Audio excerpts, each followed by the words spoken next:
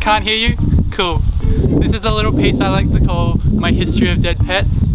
I was originally going to call it something like all the pets I've killed before, but I thought maybe that was a little bit too dark, so I'd prefer if you thought of it more as a tale of all the pets who've died in my care. I hope you like it. If not, it's only 5 minutes. So my first pet was a fighting fish.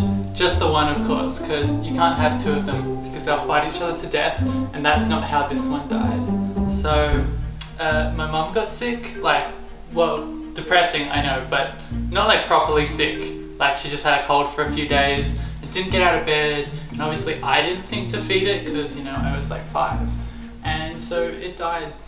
Yeah. And then we got Midnight the bunny. He was cool. He, she, do rabbits have pronouns? I don't know. We had fun anyway. I called him Midnight because he was all black and I was a bit of a young poet.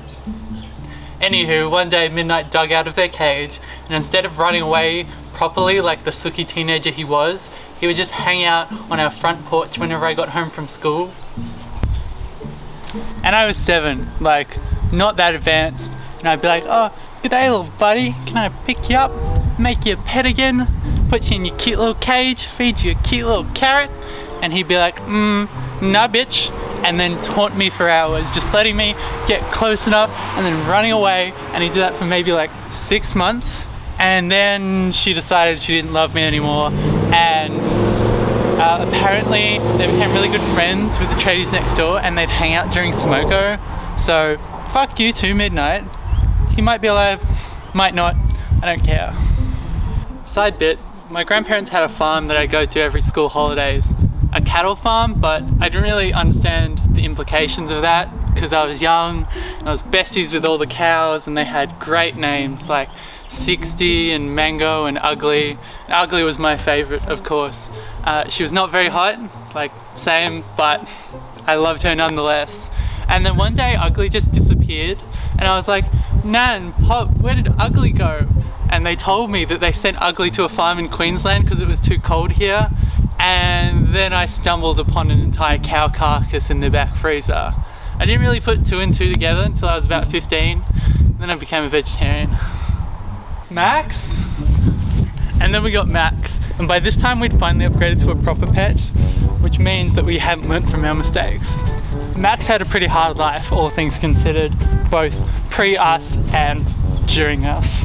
We found him on the side of the road in a plastic bag, and because we're nice, we were like, we'll give you a good life, we'll give you all the nice things because we're nice.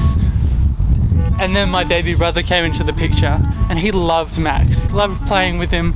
Good mates, not very gentle though. He'd carry him around by the tail and put him in the washing machine and fun stuff like that, really making it sound like my baby brother killed our cat. But good news, he didn't. A car did. A couple days before Christmas 2013. Rip Max. Still have his ashes on the mantelpiece. So we got another pet. And I think my brother did kill this one. Yeah. So after what had happened with Max, and Mum was like, no pets that go outside, which makes sense. And our baby brother had gotten a bit older, so we were like, you know what would be a good idea? A baby turtle. It could teach him about responsibility. And when we got the thing, it was only about the size of a 50-cent piece. And I asked him, hey bro, what do you want to call him? And he said David, so yep, David the turtle. And only now do I realize how bad it looks to give a very fragile pet the size of a milk bottle lid to a 6-year-old boy who wants to be a race car driver. Yeah, we really did take care of David. We fed him, we cleaned his water, did all the things you do with turtles. But at the end of the day, I think David just got played too hard.